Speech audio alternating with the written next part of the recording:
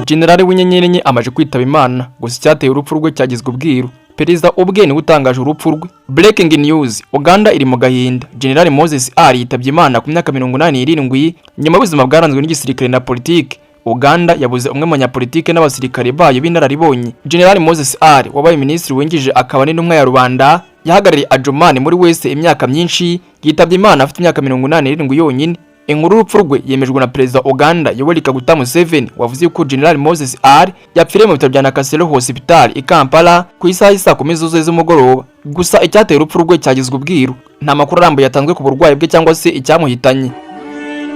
Mu butumwa Perezida Museveni yashyize ku rubuga rwa X, yavuze yuko igihugu kibuze umugabo wagikoreye imyaka myinshi ha mu gisirikare ndetse no mu buyobozi bwa politiki. Yagize ati: "Tubabajwe cyane no gutangaza urupfu rwa murumuna wacu Jenerali Moses Ali.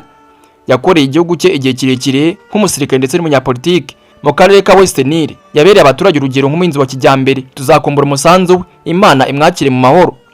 Jenerali Moses Ali yavutse muri Mata 1939. Akiri muto yagaragaje ubushake bwo kujya mu gisirikare, aza koherezwa kwiga amasomo y'gisirikare muri Israeli ndetse nyuma akomeza kwiga no mu Bwongereza, aho yakuye ubumenyi bwamufashije kuzamuka mu nzego za gisirikare. Mu burezi ngo Jenerali Moses Ali yize muri Old Kampala Senior Secondary School, aho yaviriye mu mwaka wa 1966.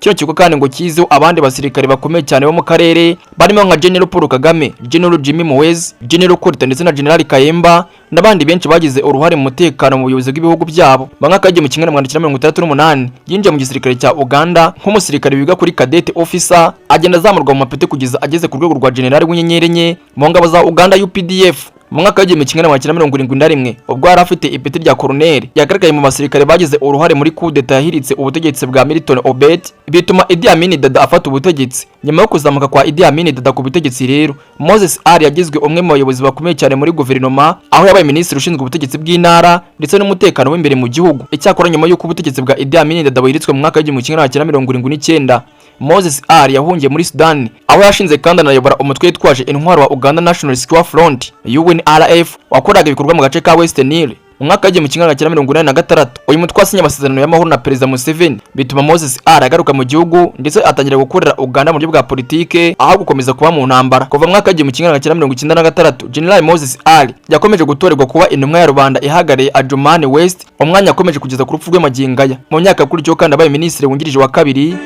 ndetse akomeza kuba umwe mu banyapolitiki bafite ubunararibonye kurusha abandi muri Uganda. Urupfu rwa Jenerali Moses Ali rwakiwe n'agahinda n'abaturage ba Uganda ndetse n'abayobozi batandukanye mu gihugu cya Uganda, bamushimira uruhare yagize mu kubaka igihugu mu gisirikare, muri politike ndetse n'ibikorwa by'iterambere by'umwihariko mu karere ka Western Nile. Kugeza ubu ngubu guverinoma ya Uganda irimo guteganya gutangaza gahunda y'ikiriyo cy'uyu mujenerali ndetse n'igihe azashyingurirwa, mu gihe abaturage bakomeje kumwibuka nk'umwe mu bayobozi bagize uruhare rukomeye cyane mu mateka ya Uganda. Urupfu kandi rwa Jenerali Moses Ali rusize icyo gikomeye cyane muri politiki y'igisirikare cya Uganda, aho azaba aribakwa cyane nk'umwe mu bayobozi bamaze igihe kinini bakorera igihugu cyabo. Ngaye nguko rero urumva ko Jenerali Moses Ali yitabye Imana, akaba yarafite imyaka 87 gusa ariko nanone ntabwo baratangaza icyamuhitanye, nimba ari uburwayi cyangwa se nimba ari ikindi yazize. Leta ya Uganda ngo irimo yateganya gutangaza ikiriyo cye, ariko barabyanga byakunda ari batangaza ikiriyo cye bashobora kubona nacyo gihe bazatangaza icyamwishe. Ngaye nguko rero tumwifurije kugira uko ridashira, arukire mu mahoro, rest in peace. Mbabwirane Karagace minisoko y'amakuru nawe nge wagezeho nitwa Mwinyabari Obedi nk'uko bisanzwe.